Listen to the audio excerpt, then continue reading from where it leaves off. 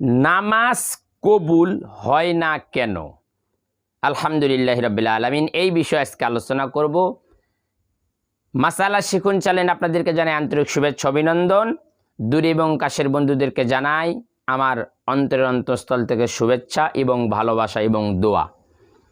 নামাজ কবুল হয় না অধিকাংশ মানুষের, এর মূল কারণটি হইল আজকে আমরা কথায় কথায় মিথ্যা কথা বলি। একটা জিনিস চিন্তা করেন, হুজুর আকরাম সাল্লাল্লাহু আলাইহি ওয়াসাল্লাম, নবী করিম সাল্লাল্লাহু আলাইহি ওয়াসাল্লাম মিথ্যা কথাকে অপছন্দ করেছেন। নবীজি মিথ্যা কথা বলে নাই। আর আল্লাহ রাব্বুল আলামিন মিথ্যা কথা যারা বলে, আল্লাহ রাব্বুল আলামিন তাদেরকে মুনাফিকের খাতায় দিয়েছেন। কিন্তু আমরা অধিকাংশ অনেক মানুষ, কি হুজুর, কি বক্তা, কি শ্রোতা বলেন, বিভিন্ন পেশার মানুষ, আজকে আমরা মিথ্যা কথাকে প্রাধান্য দিয়েছি। আজকে মিথ্যা কথাকে নিজের জীবনের সাথে এমন একটা সঙ্গী সাথী করার কারণে আজকে আপনার আমার ইবাদত, অর্থাৎ আল্লাহ রাব্বুল আলামিনের সাথে দিদার হয়। আল্লাহ রাব্বুল আলামিনের সাথে যেহেতু সাক্ষাৎ করার মতো যে একটি বিধান সালাত, এই সালাত আপনার আমার হইতেছে না। মূল কারণ হইল মিথ্যা কথা বলা। আপনার সাথে আমার একটি চ্যালেঞ্জ করেই দিলাম আমি, যেটা আপনাকে বলেই দিলাম, আপনি কিয়ামত পর্যন্ত যদি নামাজ আদায় করতে থাকেন আপনার নামাজ কবুল হবে না। কারণ মিথ্যা কথা বললে আল্লাহ রাব্বুল আলামিন ওই মুখ থেকে কোনো ইবাদত আল্লাহ তাআলা কবুল করে না, পছন্দ করে না। তাহলে আপনাকে আমাকে প্রথম যে কাজ, মিথ্যা কথাকে বর্জন করতে হবে। আগে 10টা বলতাম, আস্তে আস্তে এটাকে 5টাই নিয়ে আসতে হবে, এটাকে 4টাই নিয়ে আসতে হবে। মিথ্যা কথা যে যত কমাতে পারবে আল্লাহ রাব্বুল আলামিন তার মুখকে তত পবিত্র করবেন। আর বান্দা যখন সেই মুখ দিয়ে আল্লাহকে ডাকবেন, হাই রাব্বুল আলামিন, আল্লাহ রাব্বুল আলামিন ওই বান্দার ডাক শুনতে বাধ্য। সুবহানাল্লাহ। কারণ আমরা পৃথিবীর কোনো মানুষের ইবাদত করি নাই, আমরা ইবাদত করি ইয়াকা না'বুদু ওয়া ইয়াকা নাস্তাঈন।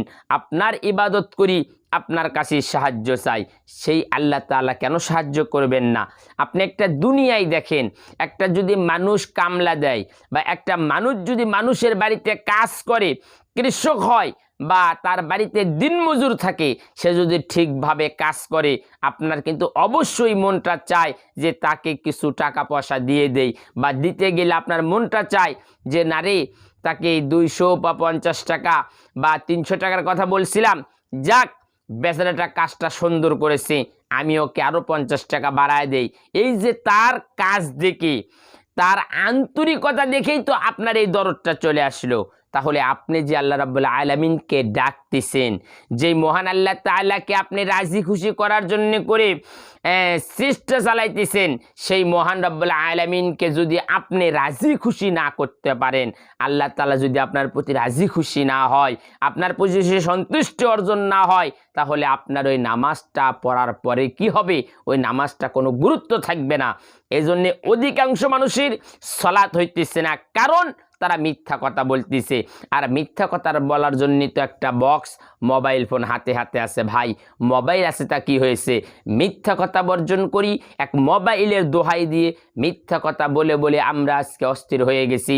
আল্লাহ আমাদের সবাইকে এই মিথ্যা কথা বলার থেকে সুস্থ রাখুন, ভালো রাখুন, এবং এই সমস্ত মিথ্যা কথা বর্জন করার মতো তৌফিক দান করে দিন।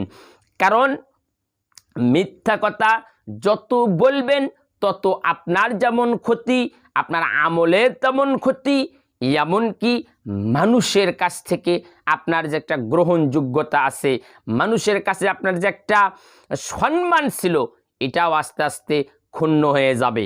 আমার কথাগুলো অনেকের ভালো লাগবে, অনেকের ভালো লাগবে না। আমি আপনাকে যেই দিক নির্দেশনা দিলাম, এবং এই চ্যানেলের নামই হলো মাসালা সেকুন, এখানে আপনাকে কিছু শিখতে হবে। আর এই শেখাটাই হবে আপনার জীবনের আমল। আপনাকে প্রথম শিখতে হবে, আপনার মিথ্যা কথা বর্জন করতে হবে, না হলে নামাজ হবে না। আল্লাহ রাব্বুল আলামিন আপনাকে আমাকে এই মিথ্যা কথা বর্জন করার জন্য তৌফিক দান করুক। আপনারা এই মিথ্যা কথা থেকে চলে আসেন, অবশ্যই সত্যের পথে থাকবেন। আল্লাহ আপনার নামাজ কবুল করবে ইনশাল্লাহ। এই নামাজ হবে না আমার জান্নাতের চাবি। আল্লাহুম্মা আমিন।